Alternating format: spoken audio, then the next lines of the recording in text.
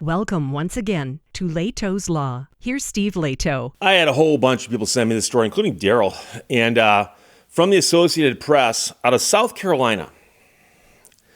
South Carolina finds $1.8 billion but doesn't know where the money came from. They just found it. Now, it sounds like an unusual pickle to find yourself in, but they collected about $1.8 billion in a bank account over the past decade, and state and the accountants they've asked to look into it are still trying to figure out where the cash came from and where it was supposed to go.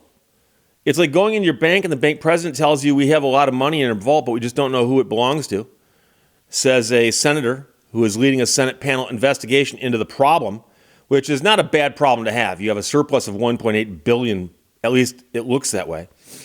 It's the latest trouble with the state's books and the two agencies typically led by elected officials that are in charge of making sure the government accounts stay balanced. Last year, the Comptroller General resigned after his agency started double posting money in higher education accounts, leading to a $3.5 billion error that was all on paper. The problem started as the state shifted computer systems in the 2010s. Latest issue appears to involve actual cash and the treasurer, whose job it is to write checks to the state. Investigative accountants are still trying to untangle the mess, but it appears that every time the state's books were out of whack, money was shifted from somewhere into an account that helped balance it out. And you'll notice that the Associated Press actually used the phrase out of whack. Isn't that whack? Politics really shouldn't come into play. People prefer their accountants not to be crusaders.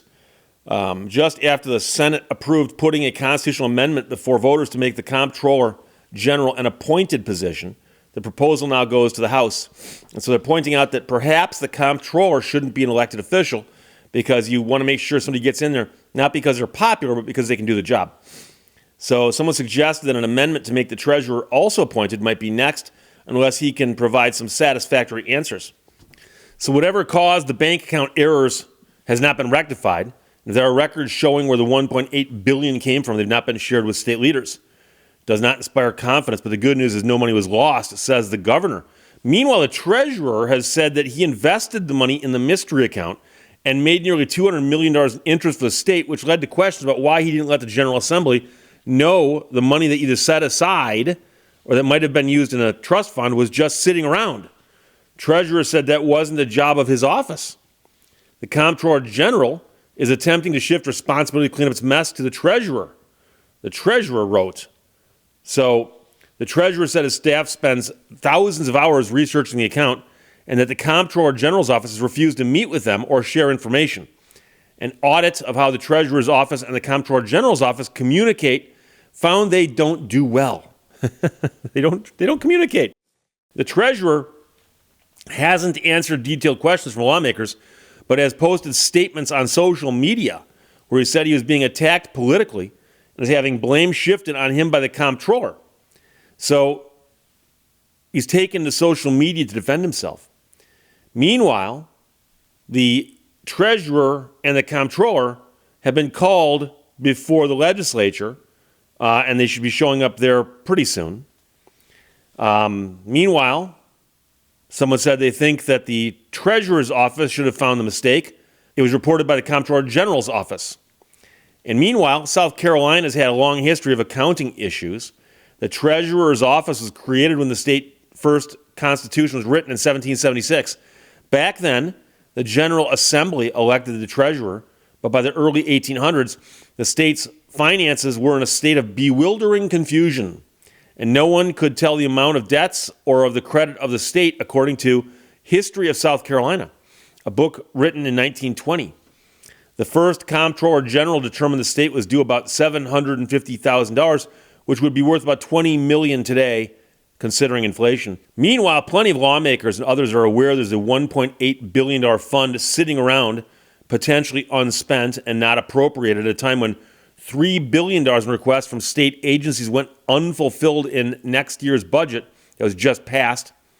Legislative leaders and the governor want to wait for some definitive report before tapping into the account. That's a lot of money, and there's no need to hurry up and try to spend it, someone else said. Now, here's the thing. It's hard to get $1.8 million sequestered, that is taken out of the regular flow of business, without somebody noticing. That's so wild.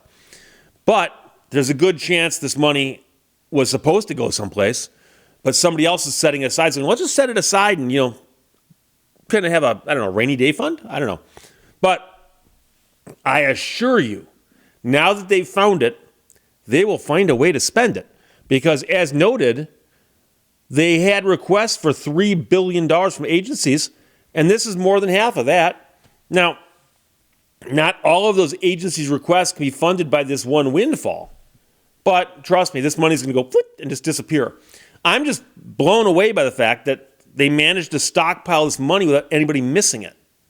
And so I've mentioned before, one of the problems with the government and money is that the government believes that money should be spent as it comes in. And in fact, quite often, it should be spent before it comes in. So if we have to, we can borrow all kinds of money against the future, right? We got good credit. And so what always happens is when they find some money, they spend it like it's burning a hole in their pocket. And I don't know why they do that. I'm convinced that on some level they're worried that if we don't spend it on my pet project today, it'll get taken over here and get spent on their pet project. I want it on my pet project. But be that as it may, the government very rarely sets aside much money, let alone a lot of money, for like contingencies down the road. And that's why most government entities operate either with a zero balance once you crunch the numbers and balance the books, or in the red. And so when somebody goes, oh, by the way, the state's got $1.8 billion just sitting there, not earmarked. A whole bunch of Congress people in South Carolina, like no matter where they were, they realized something was up. Their ears started burning.